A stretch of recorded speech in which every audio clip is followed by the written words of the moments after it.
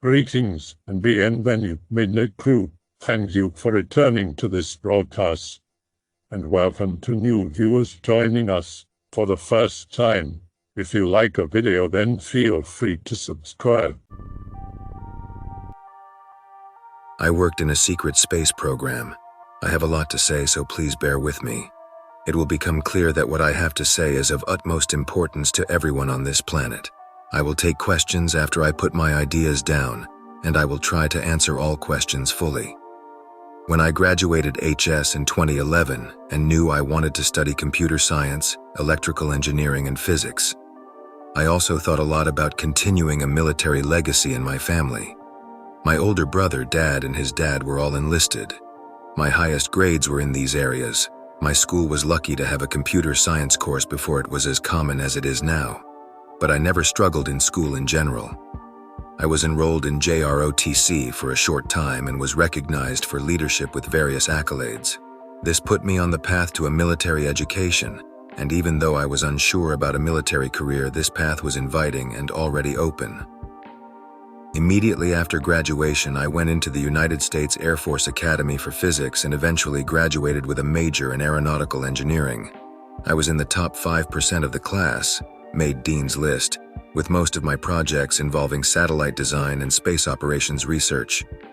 I was commissioned as a second lieutenant following graduation from the Academy with an Air Force Specialty Code, AFSC, in Air Force Space Command. In a few weeks, I started undergraduate space training, UST, for about a year attending the Space Operations Officer course at Vandenberg Space Force Base, focusing on orbital mechanics, satellite operations, and space surveillance. My first assignment started in 2016 with a satellite control squadron. My unit was the 50th Space Wing at Schriever Air Force Base. I was promoted to first lieutenant and then captain by 2020.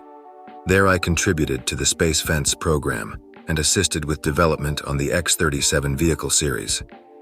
This period coincided with the founding of the United States Space Force.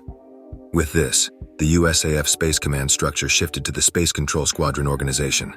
I transferred from the Air Force to the Space Force with a promotion as an 04 Major, with a focus on space operations and technology acquisition. My first assignment within the USSF was to Space Operations Command, SPOC. In about 14 months, I was promoted to 05 Lieutenant Colonel and placed in command of a Space Operations Squadron. We managed launches, monitored satellite constellations in real time, etc.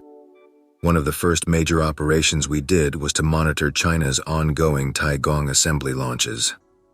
At this point, I was being vetted for the Air War College and participated in collaborative missions with private sector entities like SpaceX and Boeing. Many around me believed I was on the path to Chief of Space Operations, a position that would have involved a promotion to full colonel with general on the horizon. I ultimately decided against pursuing this since the position is not vacant and there's no obvious time when it will be. However, I didn't alert any of my career aides on this decision and continued to accept new commissions. Around this time, late 2022 to 2023, I was vetted for a secret USSF organization. Let's call it Advanced Off-World Operations Command, or AOOC, not the real name but similar. This group, unlike most USSF organizations, did not report directly to the chairman of the Joint Chiefs of Staff and the National Security Council. They have total classification authority and inhabit need-to-know privileged segments of intelligence authority. They answer to another similarly secretive group that by all measures appeared totally clandestine and did not have any apparent obligations under information classification law. These are my assumptions anyway. Even in my organization, only the Supreme Commander and Deputy Operations Commander and myself knew of the existence of this body that served us orders regularly. In the interest of protecting myself, I will not expand further on my career. I intentionally changed a few important details to prevent my person from being identified. However, I believe I provided sufficient information to dispel any questions concerning my legitimacy. My first day at AOOC began with an unraveling of the ongoing military and scientific operations occurring beyond Earth. Moving forward, I will identify all aspects of the Black Off-World program as being part of AOOC, although this is not really the case. In reality, there are several compartmentalized organizations that conduct these operations. The first thing that really shocked me was how these operations are conducted, in a way allowing them to remain totally hidden from the public and lower-tier military orgs. A lot of this is very subversive and damaging. I learned that some instruments, including JWST, had been deemed conflicts of interest with my organization, and to the dismay of NASA, many aspects of the mission were scaled back and delayed. Many in NASA think the final mission JWST is allowed to perform is basically pointless. That's how broadly its capabilities were reduced. It's obvious that without these measures, many telescopes would represent an existential risk to off-world operations. The moment I realized exactly what was happening to civilian space exploration, how it is being targeted by not just our organization but similar groups led by our adversaries, I began to wake up to my role in these programs. If you are reading between the lines here and you understand the difficulties JWST faced before and during its early mission, your paranoid thought is most likely true. We did similar things to the unmanned Orion lunar flyby mission and various other measures to reduce the lifespan of the ISS. You can also attribute the defunding and eventual destruction of Arecibo with these concerns. More than a few of the now famous signals that have been presented as SETI candidates were in fact leaked signals from off-world operations. There is much more information about these operations than I have time to discuss in detail, so I will work through them starting with those on and nearby Earth and moving deeper into space. Black terrestrial infrastructure. There is a network of underground facilities across Western Europe and mostly in the eastern US, with a transcontinental line connecting all of them running under the seafloor, that are revealed to people in these organizations on a need-to-know basis. The President is aware of one of these, operated by the State Department, serving as a doomsday shelter for Congress and other elected officials. Several presidents have actually spent time here and delivered addresses from it when global tensions are high.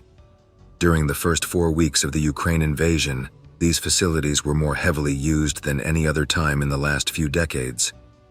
This network provides the industrial base necessary for ground-launched operations. Most of the emissions produced are from the biggest industrial center located at the South Pole. You can actually see these emissions from almost any geospatial service offering atmospheric analysis. Secret launch facilities. There are several of these, mostly served by submarine bases and the aforementioned underground tunnels. The tunnels tend to be used to transport materials and submarines' transport staff.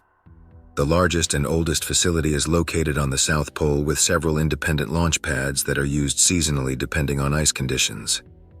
These are built so that when the ice shelf recedes, they are still covered in a column of water between 50 to 100 meters. This prevents detection by satellite and allows ships to be launched through the water like an SLBM. Overland facilities are concealed by placing them in wilderness regions with heavy camouflaging. If you are older, you'll remember the English TV show Thunderbirds, where they had an island that looked natural, but the ground opens up to reveal an underground base.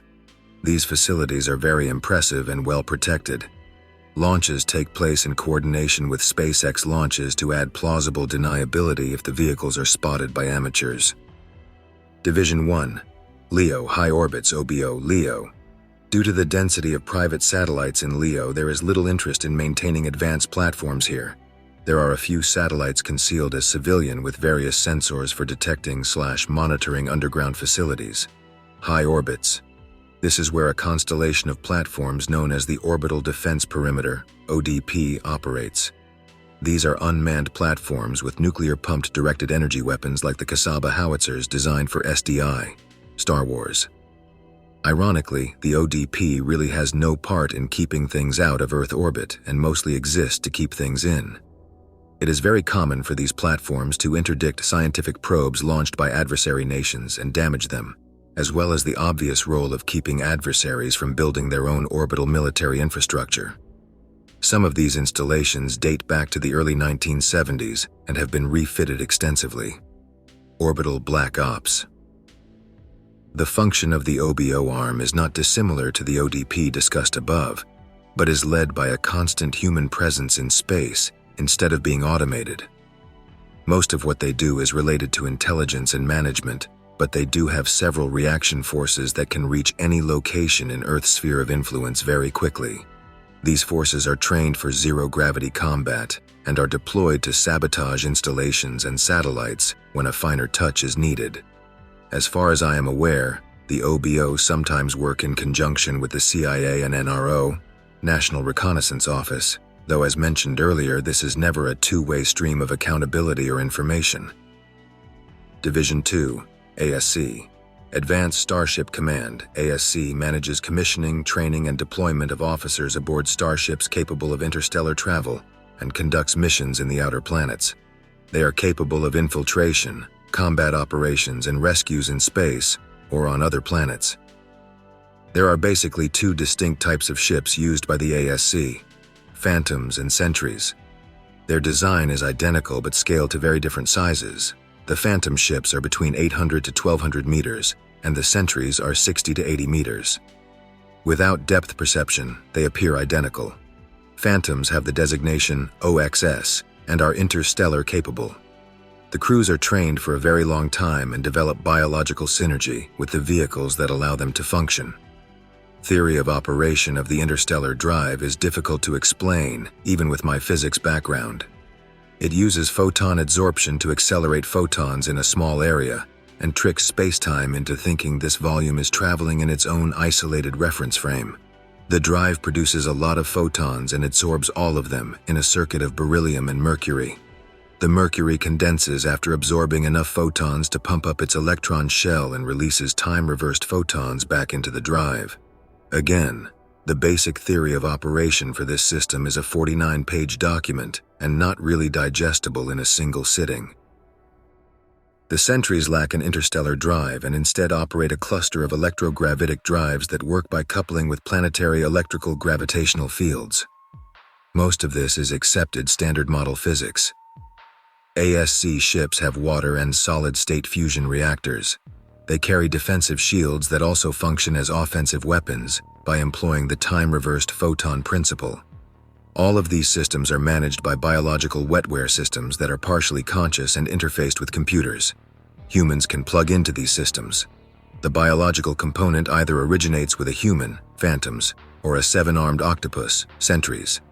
The latter is more unreliable and is not used in direct interface with a pilot, while the Phantom systems require a human pilot for navigation. The Sentries mostly use this biological component to manage the fusion reactors and defensive armaments. Division 3, ETR, Extraterrestrial Threat Response. Part of the reason why this experience has been so eye-opening to me was the process that was put into motion the very first time I became aware of ETR's existence.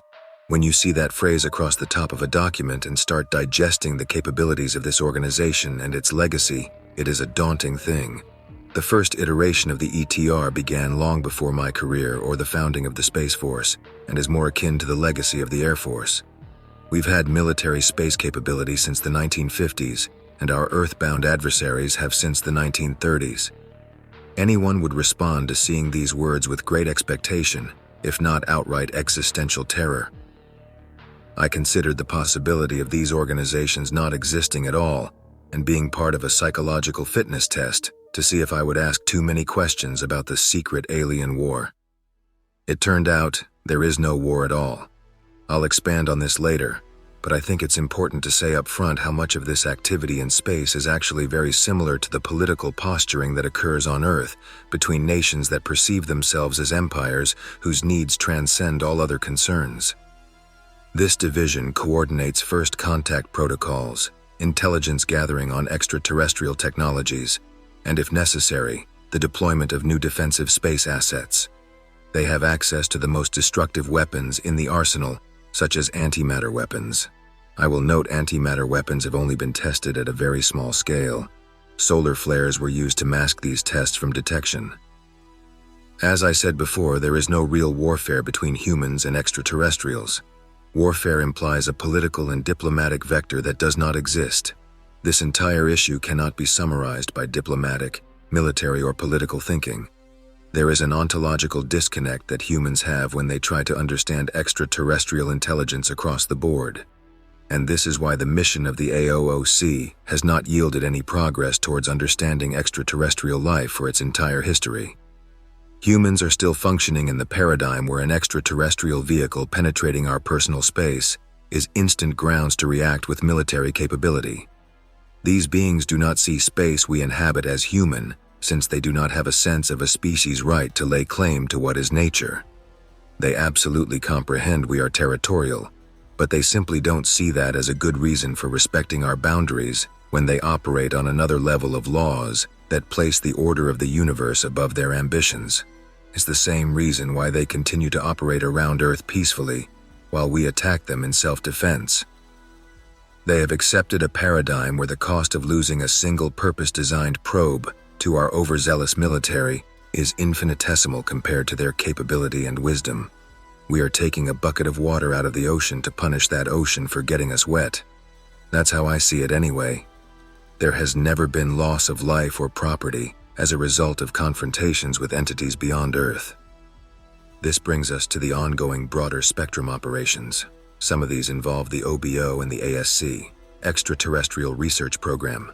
ERP is ironically the most active on Earth. They are one of the least clandestine, interacting with the CIA and public research science on occasion. This is unfortunately also where a lot of experimentation on human sociology, psychology, and genetics is being done. A lot of the intelligence work organizing the UFO narrative is being orchestrated by ERP. They conduct UFO false flag operations and collect genetic material from the public while also employing trauma programming techniques at scale. They have access to all of the high technology of the AOOC, allowing them to appear as extraterrestrial intelligence. As far as I know, the most dramatic operations carried out by this group have involved transportation of abductees to other planets in order to solidify a false extraterrestrial experience in the mind of a highly important person. Project Bright Horizon. This is an operation focused on the defense of Earth's strategic assets from extraterrestrial or deep space adversaries. They call the shots for destruction of ET assets that stray too close to orbit. Most recent ships in the ASC were commissioned as part of muster efforts in Bright Horizon. Most of the outer planet's infrastructure was also created as part of this project in order to allow development of the deep space industry. Space Intel Division. All information relating to the activities of AOOC are stored in data black sites at various Lagrange points around the system. These are quantum computer databases that function with a technology called Aurora, which allows energetic particles in the magnetic reconnection regions of planets with magnetic fields to be observed as a means to transmit data.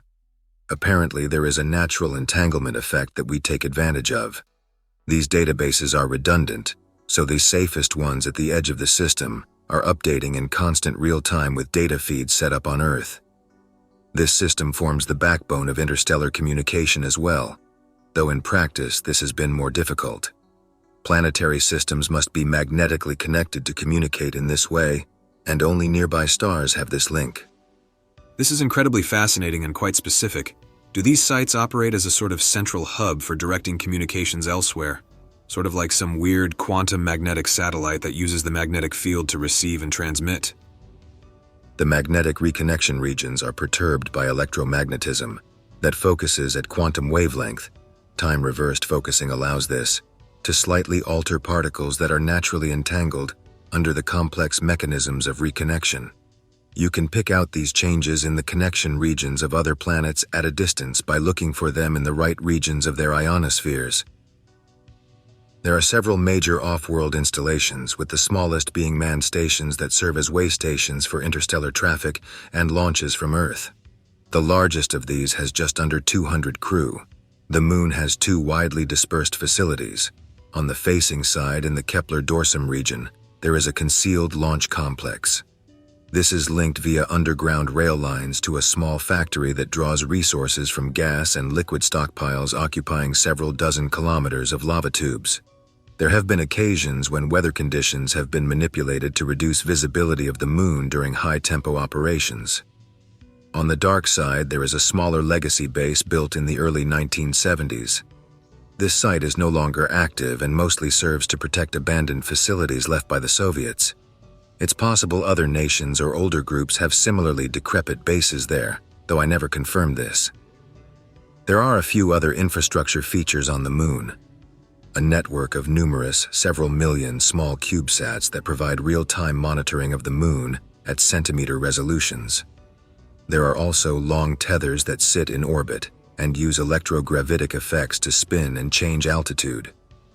These are used to boost cargo into transfer orbits with Earth and Mars, and also to receive cargo. In your opinion, what is the best chance for civilians to create an equivalent to the secret space program without getting black-bagged and vanned? Say you were already in contact with the telepathic ETs and not in league with any secret societies, governments, or military programs. If nothing else, the entity exists to perpetuate itself beyond all other commitments. In other words, an equivalent will never be created while it continues to exist. I think the obvious way towards progress is for the civilian sector to invite ET contact collectively. They will absolutely show up for us. They are more interested in us than most people believe. The pattern of behavior is interesting. Extraterrestrial intelligence has been making itself visible to us and collecting data about our planet for as long as we've been able to identify them. It's not just humans they're interested in, but the unique planet that produced us. They don't care if we swat away their hand. They simply want us to continue our progress with or without them. Only an insanely paranoid person would see this behavior as a threat. I want to know more specifically about phantoms and sentries. How do humans interface with them? Why was the octopus chosen for the smaller one, if at all? Wouldn't human intelligence be a better suitor in any case if it's available? Here's a curveball. What's going on beneath the Earth's surface? The interface is achieved through electrical stimulation of the brain, like reverse EEG. Time-reversed electromagnetic waves are used to trigger specific synapses, and they actually have to map out all of the pilot's brain's neurons to make this work. This doesn't take very long, all things considered. As I understand it, the seven-arm octopus has a lot of unexpressed genes that allow its neurological faculties to handle behaviors that are seen in octopi. I'm not a biologist, so forgive me. Complex cephalopods like octopi have a type of perception about the world around them that is highly refined. Their large number of limbs and near-weightless evolutionary environment makes them well-suited for spatial comprehension. Apparently, it's also easier to tap into the nervous system of an octopus than a human, because the octopus can be put into a coma and used while a human has to be surgically disassembled. What pieces of people are kept for the ships? How do they choose who gets used to make one? I'm guessing this covers non-human biologics whistleblowers mentioned from time to time. It's a specific group of nerves in the spinal cord that are removed. I don't know what the selection process entails, but I assume it's done by bodily donations at death processed in a time-sensitive manner. The extraterrestrial research program I mentioned before creates artificial biological organisms using human DNA that look like aliens and have extrasensory capabilities. That is hypnosis at will, induced torpor. So keep this in mind when you hear about biologics. A lot of them are man-made. If you are who you say you are, then tell me this. I was raised in a military family, but I'm not military. However, I've had highly advanced drones, anti-gravity and plasma technology, giant plasma balls and orbs of all sorts harassing me for the last 15 years of my life. Only in the last 3 years have my friends and family been able to witness these orbs that I've seen forever. Why am I being harassed by private sectors, Space Force, or other joint ops? What is the purpose of them doing this and targeting people? Time-reversed radar waves emitted by phased arrays produce the plasma orbs. Lieutenant Colonel Thomas Bearden gave a lecture about Russian DU in 1988 at the World Trade Center. The video is not easy to find today, but here is one I found. Linked in the description. I highly suggest you watch this, as knowing how these systems work can belay a lot of fear around them. You weren't necessarily chosen for any specific reason. They use these programs against a segment of the population regardless of their identity. In this way, you can program a wider population by introducing a wide range of similar stories. I know lots of people who have seen similar things, and I have also interacted with these things even before my experiences. Remember that these operations seek to copy extraterrestrial intelligence interactions. It can be difficult to ascertain which phenomenon is real, but remember that anything forced on you that threatens you is almost certainly human-originated. Yes, I understand the Russians made it, and it was an Air Force student named Mike who reported back on this for us to have this more recently advanced. What I am trying to say is these planes and other things follow me, and I have other witnesses now after years of this happening. So much so that in 2009 I had to file an FAA report off of an EOD Navy base dude to the harassment. These drones would literally hover by me, and I knew they weren't alien because they were dark green, super close, far away. They were black, triangle-shaped, but again, not the TR-3B, super more unique and sleek and all remote-controlled. How I could see literally inside the craft, which looked like a fighter jet from the front of the hood, with several cameras and things, but no pilots and no real wings, how it folded back and no wing numbers. I can tell you that the other people in the area were not harassed like me in general, and that this is a long-going thing with very specific things, including the orbs getting so close that the wisp-shaped one, aka horizontal S shape that goes from white, yellow, orange, fades off, caused burning sensation in my mouth with feeling of burnt popcorn because it was causing cellular neuro damage. It was that close.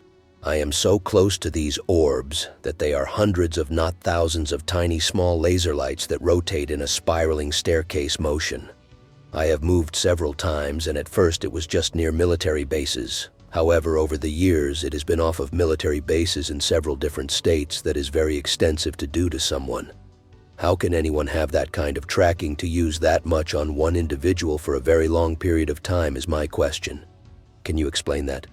I know that these are not aliens because if it was, aliens would be smarter. These people wanted to see how I would react as a form of counterintelligence, and because I am a psychic but also very down-to-earth and medical knowledge as well.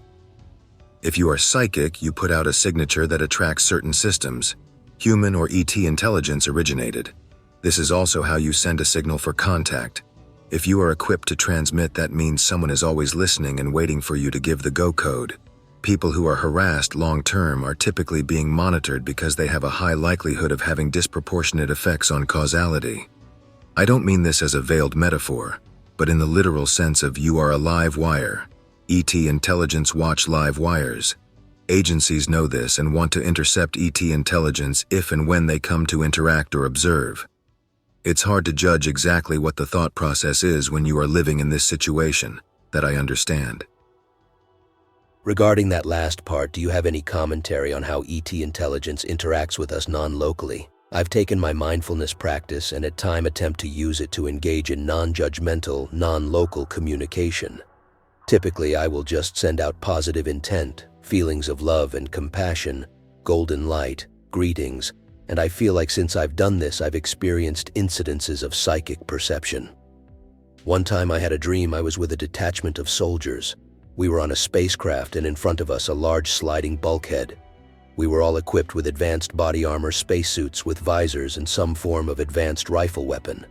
The door slid open and the team walked into a large meadow. As I looked up, the sun was bright blue and the grass below our feet was bright orange. In the distance were what appeared to be pine trees, but they weren't pine trees. We walked maybe 75 feet down an embankment where a small stream flowed. The blue color from the sun gave the sky a purplish tint, but the orange grass was just so vivid. Suddenly the portal door closed and the team shit a brick. I recall hearing, "That's not supposed to happen," but the mission commander, presumably a short Latina-looking woman, told everyone to calm down. Now my role in this felt more like some sort of quantum observer, like I was floating above her shoulder. All of a sudden, two large, red, elk-like creatures with coral-like horns sprinted down the other side of the embankment towards us and stood tall over us, observing us. They didn't appear to have eyes, but rather very small slits, and this elk creature stared deeply into my eyes. I didn't feel threatened, just in awe. The door suddenly reopened and everyone ran back up the hill, through it, and the dream collapsed not long afterward. Also, I looked it up. If the sun were blue instead of green, plants would be reddish-orange due to light absorption. It's a fascinating topic. Physics wants to think about it using unified theory, dark matter physics, string theory, etc. But most of these theories are fundamentally flawed. People in science and theoretical physics especially are starting to realize they have been misled for decades in the scramble to preserve relativity while also quantizing gravity. Those intimate with the subject know quantizing forces is probably less important than unifying forces. Once gravity, electricity, and the nuclear forces are unified, quantizing will become obvious. I know this is straying from your point, but it is related. The fundamental issue is that standard model physics, based on relativity, prohibits studying the fundamental framework that consciousness operates on. You will see more and more science reporting about how the brain utilizes quantum physics to form thought and determination, because even the gimped version of quantum physics being used can't ignore the obvious.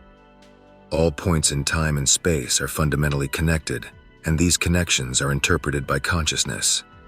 In this sense, ET intelligence who have mastered fundamental physics are always with us, and it is merely a matter of interpreting them that allows them to interact with us. Your story is interesting. I think many of us have explicit experiences that feel like past memories or occur as dreams that reveal the complex nature of experience. I was thinking the other day about how the fundamental nature of reality for each of us is that everything we see and do is objectively a projection generated in our mind. If you tell someone this, they will laugh you off. And yet this is simply how we as sensory beings experience reality. Light hits our retina, is interpreted by the brain as images and associations, and from there we create a holographic projection of reality which we use to interact with the universe. But ultimately, we must project this from within our minds. What's crazy to me is how each of our minds is operating on about as much electricity as a dim light bulb, and yet we can store 2.5 petabytes worth of data on it and create continuous waking, sleeping holographic projections with it based on massive amounts of sensory data. There's no way that we aren't interacting with a massive well of dark energy to power our consciousness, and it is this well of energy that I think lends itself to phenomena like the observer effect and other things. I 100% agree, there is almost certainly quantum underpinning to consciousness that makes us who we are. Buddhism, I believe, is correct in its non-dual assessment of reality. The less we identify with our physical selves, and the more we identify with whatever we are as universal quantum entities, the closer we get to the nature of actual reality. Adding far as off-world, I think the reality is a lot of the programs are interdimensional, meaning many layers within one layer, like looking under a microscope or UVA or radar or infrared. All in the same world but giving you many layers of one world. I am the same person responding about the harassment for your information. I also have had these incidents in Alabama in the middle of nowhere. Eglin Air Force Base, Hurlburt Field. EOD ranges near those places in civilian areas and other naval installs and other random parts not in those areas. I can give super accurate details of things that even senior classified officers apparently haven't seen, so why expose me a civilian? Also, the MP who had above top secret asked me one day if I saw a portal in the sky over there, so I know for a fact they are super interested in portal technologies, no BS. I also know they are interested in US Psychic, as I was approached by Hulbert's SAD division on a Saturday morning about how I was able to see things. Long story, but knew at that point I wasn't crazy and that they were studying our types to see how to remote control things, like drones and things not of this world, to read things others couldn't, to manipulate cellular plasma energy as well as people, and also a lot to do with formatting AI off of our brainwave systems and how we see things differently and flight patterns. This I know for a fact.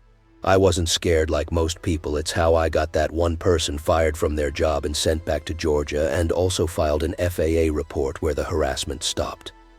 My grandfather also worked down in the Navy, NASA Cape Canaveral, where SpaceX and all of them are at Blue Origins, but also Boeing, and went to Saudi Arabia, which ironically I am not allowed in at, even though I have no bad history.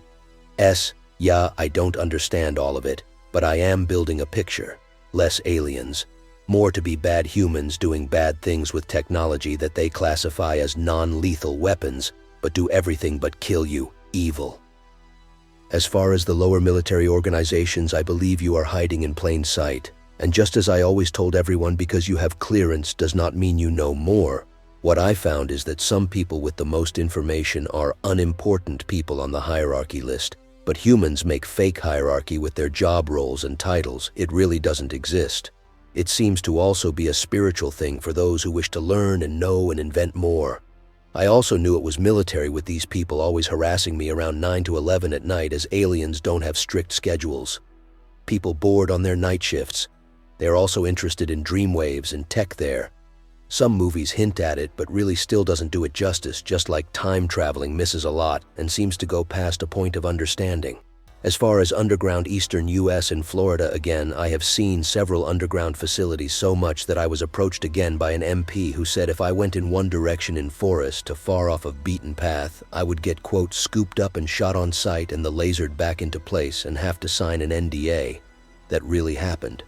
That's when I got him fired for threatening to NC, to use deadly force on a civilian minding their own business. He said I knew a lot about lasers and he wanted to know why. I told him it was because of my family. On the Pluto LTV Slam Proto, there seems to be modifications including number 26 aircon exhaust. I don't think they use this, but some sort of freezing-like Macan that reminds you of that ice smoke but isn't. 33 also slightly mod. The high orbits and ODP. I think these laser lights orbs are part of this perimeter monitoring systems. Question is why off the military sites? That I am all over in different states. OP, why are ETs interested in Earth and humans? From how you describe it, seems they look at humans like we look at chimps, albeit worse, since our values and chimp values have significant overlap, but ETs seem to have diff values. Why would they be okay with dying to see some chimps? As I said previously, there is a disconnect between how they see us and how we see ourselves. They don't see us as simple, disposable beings, but dignified citizens of a higher order that they treat with intense respect. It's a precious analogy, but consider a young king and his sphere of aides that both advise him and raise him. In days past, when a king was crowned at a young age, a temple would be built dedicated to the young man's education across science, spirituality, and government. Careful measures have to be taken to foster a great civilization without allowing it to become misguided. That's how I see it anyway. It's not how a lot of people see it. OP. Are there multiple species or factions vying to influence us in our development? Are we part of a great game? I know you have said that ETs are non-hostile and don't view politics the same way that we do, but I'm just trying to make sure you're not leaving something out. Everyone here is aware we are living through an unprecedented, multifaceted crisis that could easily end our civilization. It's a complicated question. Certain avenues can communicate the ideas very quickly, but words are not one of those avenues. Think about factions being one-dimensional. We have humans who fight ourselves, and we have ET intelligence that do not fight themselves. Presumably, we also have ETI that fights themselves. Go up a dimension. Look at the causes for the formation of these factions. Humans question themselves. We overstep nature. We allow preconceptions to hold us back. The ET intelligence doesn't hold back, but what prevents them from destroying us is that they don't overstep nature.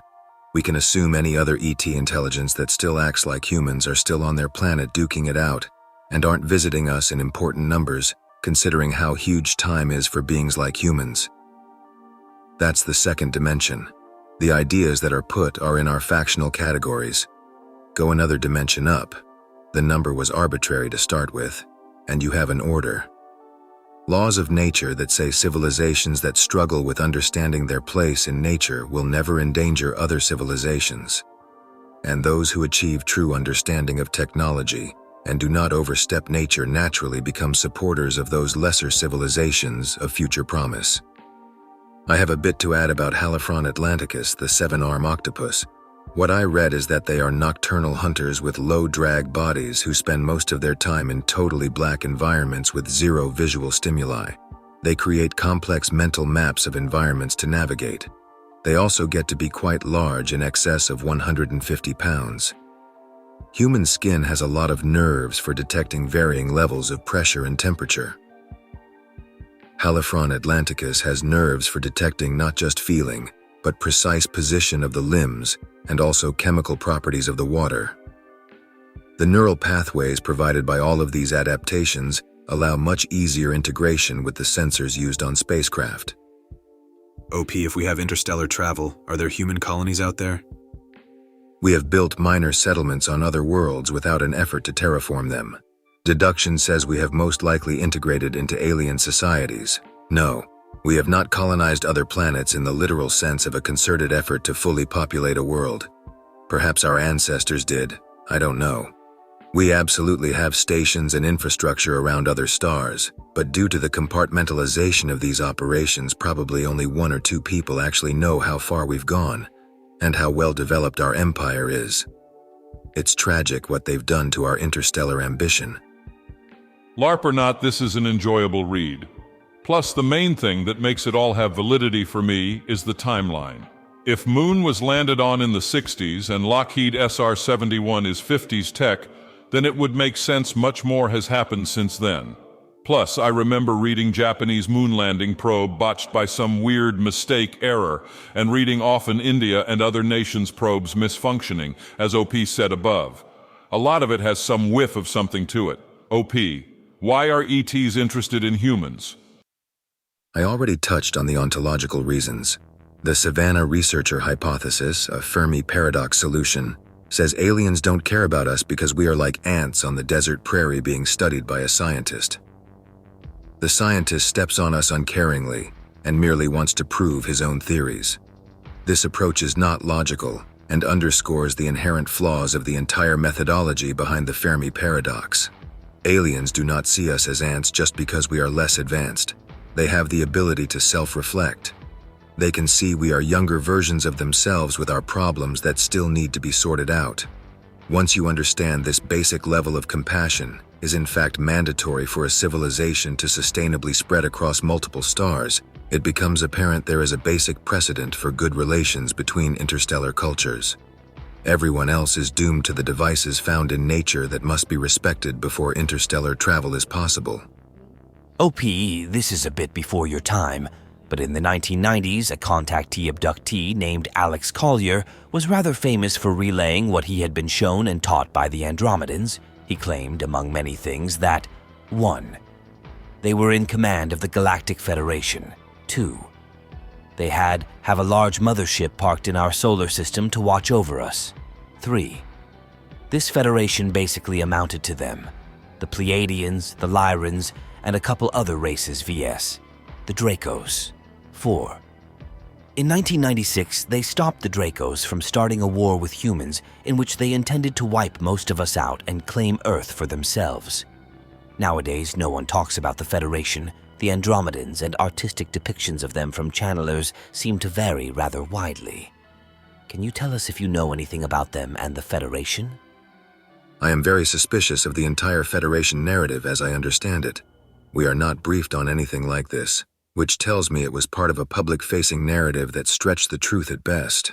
It's true that a high-level ET intelligence-based diplomatic organization most likely exists in some form, but the chances that it adheres to human structure and sensibility is next to none. I want to know more about the moon, OP. The moon is like my white whale. I've always thought it was suspicious as hell and still maintain that there's more to its history and the celestial body itself than what we know. The entire Apollo, Clementine, lunar orbiter programs have so many people speaking out about them throughout the years that it can't be a coincidence. The moon is extremely interesting for several reasons. I know several people who think it is basically a retrocausal entity that influences the past without having necessarily been in the past. From a geophysics standpoint, realize the moon once had a magnetic field 2 to 3 times stronger than the Earth's field today. This means it held a gaseous atmosphere, even with its low gravity, that would have resisted stripping by solar wind. The atmosphere would have been siphoned onto the primordial Earth when the magnetic fields of both bodies inverted. There is a case to be made that the moon is an interstellar ship designed to terraform planets and seed life on geologic timescales. Can you tell us of any specific races of ETI that you're aware of? There are many kinds. Space is not unlike an ocean in the sense that it is home to dumb life as well as sentience. Some types of life have life cycles of millions of years and use comets and interstellar debris to migrate like seeds in wind. There is a lot of convergent evolution happening as well. Planets with organic biology are almost guaranteed to have a foundation of fungus and photosynthesizing plants. DNA is a structure that evolves convergently and can be transmitted non-locally quantum effects, not just in cellular processes. Plasma entities are also very interesting. Depending how you interpret them, stars are pretty obviously living creatures in some sense. Ironically, we are using these complex plasma phenomenon for our own technology, kind of like carrier pigeons. My replies today have been concerning my interpretation and ideas, not the facts that I made a point of starting the thread with. Think about a physicist trying to explain inferences made when brushing up against many things that they were not supposed to try to understand. This is how compartmentalization functions. Now think about that person trying to explain to a general public what the actual functional aspects of this phenomenon is such that it can be applied in daily life and understood without a theoretical foundation. Expecting me to formulate an entire new model of unified physics just so I don't sound woo is unrealistic. You are not in a position to dictate what I am allowed to say and think. You are not in a position to criticize anyone or label thought processes as it pertains to abstract ideas that are not strictly defined by physics. If you are predisposed to see CE5 as something deserving of your vitriol, I'd say this is categorically short-sighted. I explained the mechanical features that allow these ideas to be described in familiar terms. I would rather not use any predefined terms, but that's not realistic in communication. I know for a fact you would rather I use contemporary terms rather than historical or religious. The issue you're finding is your own connotation, not mine. Whatever you expect me to defend is most likely not as important as you think. If you are unable or unwilling to examine the idea of direct communication using conscious energy forms as liaisons, then you will seek to label this thought as a cult of personality, woo, etc. That is all missing the point. More to the point, if you have specific questions or clarifications I did not have the foresight to supply on my own, just ask them. Very interesting thread. OP, if you can please get a trip code, it'd really help other Anons reading your posts while skipping the noise and also help identifying you in possible future threads. Can you elaborate more on the why, how electrogravitics work? Is it by creating a torsion field using highly charged rotating magnetic fields? You mentioned time-reversed light. Is it a similar concept to Kozyrev's time energy? How much would it cost to build a small-scale replica of such drives? Not necessarily a fully working one, but enough to demonstrate the effect. Is any of these connected to zero-point energy? Do you know any other whistleblower who has shared legit info? Tompkins's testimony is basically entirely true from what I can observe. He was active in the media during the brief period when there was less concern about leaks, as in limited leaks were accepted, in order to signal to the USSR that we were challenging their off-world activities. After the contraction of information that occurred when the USSR lost its foothold in Earth orbit, any insider information approved for release is suspect. Randy Kramer comes to mind. Some aspects of his story seem to check out, but you have to keep in mind a lot of his talking points were approved. The situation today is that anyone seeking to honestly release info will have burnt their bridges. For what it's worth, the most accurate evidence can be gathered by individuals with a somewhat capable astronomical setup. There's a reason time on radio telescopes is so closely monitored and controlled. They do not want you searching the sky for anomalies or pointing them at Earth-lunar Lagrange points. Have you ever come across Bruce Seasall videos? Any opinions? Also, could you expand on the other questions, especially the one about electrogravitics? The electrogravitics problem is a synthesis of trying to build a capable design on a low budget. Attempting to build something functional is not that difficult, but making the systems efficient and capable of moving more mass gets expensive fast. These features make shutting down these projects in the private sector relatively easy. Most of extraterrestrial research programs' contact with science institutions occurs towards this end. Some modern satellites use electrogravitic systems openly, but this technology is misrepresented in the space meters to the extent that the engineers who actually build the systems and maintain them on mission don't realize their Biefeld-Brown ionic tether mechanism is actually anti-gravity. Electromagnetism's relationship with gravity is intentionally misconstrued by the SM. You've done basic research into the topic, and you likely understand that the inertial analog used to cancel gravity and electrical attraction is achieved by creating regimes of repulsion that reciprocate along gravity and EM. As you implied, the easiest way to do this is in terms of a vehicle system, is to produce two or more contra-rotating electromagnetic fields and use frequency as a throttle. I said this is an engineering problem because you'll realize there are different solutions to maximizing the effect. You could simply spin two polarized disks with minimal separation between them, or you could use a vortex of charged liquid metal. Alternatively, you can engineer material that produces rapidly oscillating electromagnetic patterns by using nanostructures. This is how you get to discussion of anti-gravity metamaterials that gets thrown out so often without context. Another way to think about making anti-gravity efficient is to iterate on the simplest design with procedural complexity. Take your 2 electromagnetic disks and place 100 smaller charged disks on its surface that also rotate. Then 100 on each of those. Unless you started with a massive disk, you enter very small scales very quickly with this approach. I ask because I'd love if someone could build a basic replica which demonstrates the effect in an easily, or as easy as possible, reproducible manner. Once it is accepted that something unexplained by mainstream physics is undeniably happening, that it opened the possibility of further research on the topic. I assume you are familiar or have heard of Podkletnov's experiments. He claimed mass reduction around 5%, if I recall correctly. But the few labs who tried to replicate failed to do so, perhaps on purpose, and as it often happens, the guy behind these breakthroughs goes silent. Many sources state the base of this tech was stolen from the Nazis, rather than reverse engineered, with some going as far as saying the Germans were handed the tech by aliens/entities. Do you have any comments on this? I'm not a physicist, so most of my knowledge is by reading on the topic as a layman. One of the most compelling explanations I've read states EM drives generate a torsion field, which is able to create a perturbation in the quantum foam, and somehow this makes the energy requirement for something like an Alcubierre drive go from astronomical to achievable. This is from an alternate design of the aforementioned drive, which postulates that the energy requirements are different if the object is inside a superfluid. Though it seems from your post that EM drives are only useful for interplanetary travel, and there is a separate mechanism for interstellar. Is that correct? It's simple as 2 toroidal electromagnets operating in opposing directions with an insulator material between them. It's very easy to make a working prototype. Cannibalizing some copper loops from a CRT or power converter will yield on average 0.03 to 0.1% mass reduction. Many groups have figured out this tech. Tesla knew about it. A lot of the early electric pioneers also knew about it.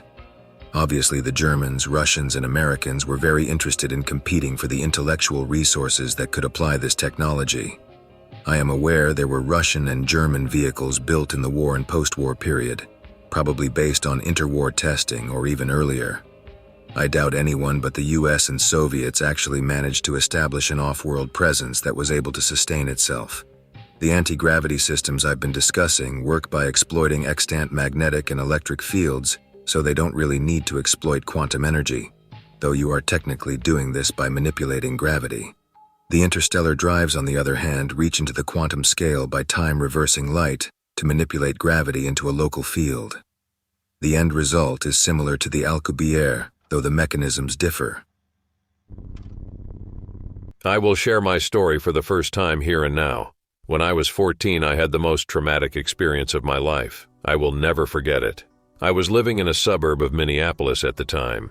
It was an extremely hot summer day in August. I was running around with friends in the neighborhood playing tag when I noticed a huge grasshopper or locust clinging to the side of my house.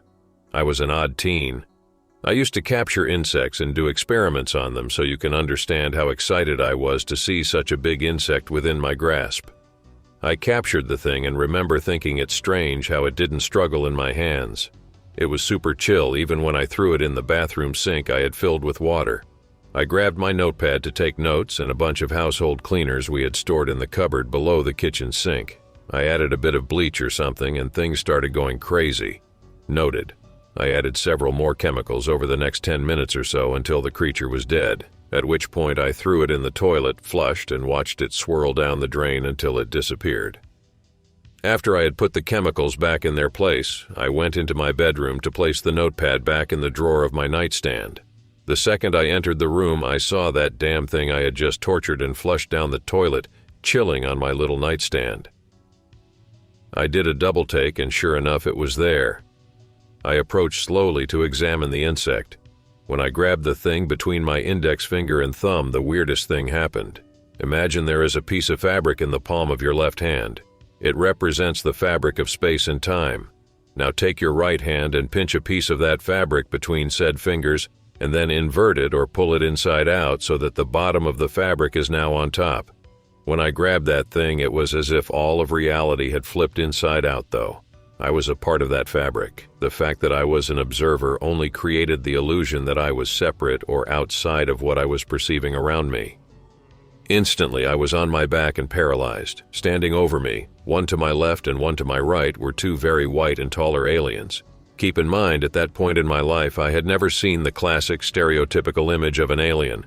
It wasn't until I was 19 when I saw the cover of a book titled Communion that I realized that what had tormented me that day were aliens. They had the same big head and huge black eyes as the creature on the cover of that book, except that they were tall and very white, and not the little gray aliens most people describe under hypnosis. Anyway, the two ETs or demons or whatever, they have placed the palm of their hands over my ribcage, and what I experienced at that moment I can only describe as raw terror. It was absolute terror. Electric terror. I couldn't breathe or move or even blink. I couldn't tell you how long it lasted or what happened after. I have no recollection of its ending. I didn't come into my bedroom or anywhere for that matter. That was it. What I did later that day or who I talked with about the experience is unknown to me. All I know is that from that moment on, I have been a different person. It was the defining moment of my life. A year or so ago, I got a little buzzed and called my dad to talk. I asked him something I had wanted to ask him for years but never dared to do so because I didn't really want to know. I asked him if he or Mom ever noticed anything strange about me when I was a child, and if I had said anything about what I was going through, as I had always suffered from what I can only describe as being severe night terrors. I was afraid to go to bed. In fact, it had a severe impact on my youth. What my dad said actually caused me to start hyperventilating, and I had to end the phone call. He reluctantly said that yes, they had noticed something very strange and had even had me exorcised, even though neither my mom nor dad are religious, at all. I was also the subject of extensive neuropsyche testing at the University of Minnesota. In hindsight, it all made sense. I remember the doctors and scientists. They even came to visit me at my elementary school on a daily and then weekly basis. My dad simply said that he would describe what he was witnessing as being almost alien. That was the word that brought on my panic during that phone call. I had to hang up. What makes this so compelling to me is the fact that I had never been into science fiction, aliens, or mythology. In fact, I thought it was downright stupid. I became a hardcore materialist reductionist scientist later in life. I rejected everything I had had personal experience with for many years.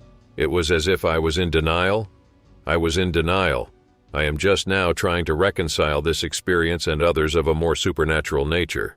The experience I described here was the first and last experience I had involving ETs, as far as I know. I'm now 52. I have severe PTSD and have undergone multiple series of electroconvulsive therapy. I have been hospitalized numerous times over the years for major depression and PTSD.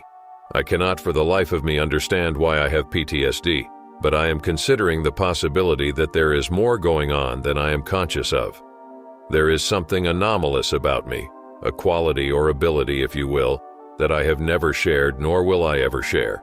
I know better than to share such things with psychiatrists or therapists. The eyes cannot see what the mind does not know. I used to follow Greg Giles back in 2012 and 2013. I felt pretty manipulated when he had his revelation, but due to the fact I had some psychedelic experiences of my own, I decided to try and contact the ETs myself rather than rely on channelers. I was eventually successful. What I found was that the state of fear is essentially a weapon that the deep state uses to try and control and coral people's minds into their chosen narrative. I had to escape the Illuminati deep state programmed perception of time. And once I did that and was able to dream my own version of time, I started having wonderful ET encounters through my own spiritual skill. Now today we are seeing shadows of Cold War fear. I think this is all part of the consciousness of mankind and its collective total imagined reality. I think at some point everyone will be awake enough in their dreams to simply decide to no longer perpetuate a version of fourth-dimensional time which tries to coincide with the past and future as we know them today. And then all the souls who have been hoodwinked and mind-controlled by over a century of psychological operations can break free of their roles in history. And we can create a better moment of perception which includes the total wisdom of all participants from the past and present, and cease this pointless warfare and fight over the consciousness and narrative of mankind and its history. One thing ET encounters can offer is the ability to wake up from the human temporal narrative and experience an alternate dimensional perspective of the past century. Not that ET time is inherently better, but simply knowing there is a choice in how you experience the past. And time goes a long way in teaching you ways to create a different version of the present memory of the past, where you are not bound by the physics of these weapon systems, but only by choices. I hope that you enjoyed tonight's broadcast. If you enjoyed tonight's story, then please subscribe to the channel as more Greentext will appear daily. A new broadcast will appear when the clock strikes midnight Central Time.